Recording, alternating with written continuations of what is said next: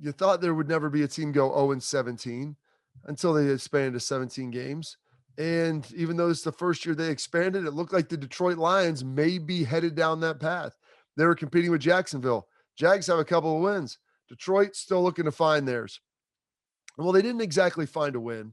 They found a tie, which that affirms them the ability to not go 0-17. They go 0-16-1, but they won't be the first team in NFL history to go 0-17.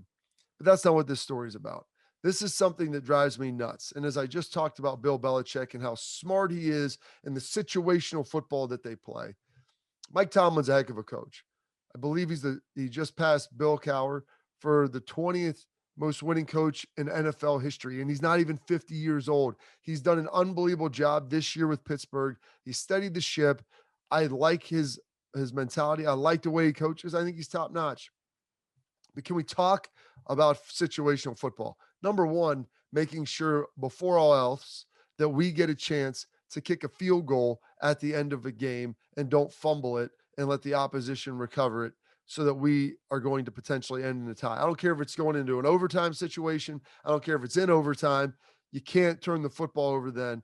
You have to work on those situational football drills to make sure everybody's locked in. New England does it all the time. Parcells used to do it all the time. I have a guess that Mike Tomlin's done it a lot. Got to hit it more.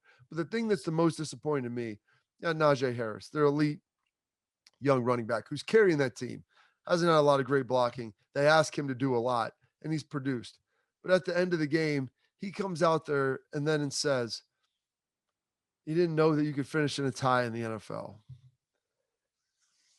It pains me to hear that.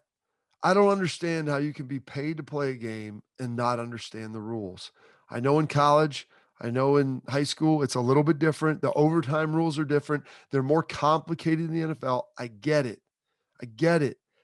But to me, either Mike Tomlin didn't go over it or Najee Harris wasn't listening.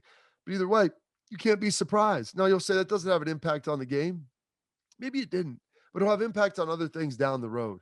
It's situational awareness in football, understanding the rules and what can potentially happen. That is critical to being a good football team. And one of your better players, even though they're young, needs to understand that. Najee Harris, we laugh at it, we joke. Donovan McNabb did the same thing. Like, I don't understand. It pains me as a former player to think there's guys out there who don't understand that you can't end in a tie. And Mike Tomlin is too good of a coach to have players on his team not understand that as well.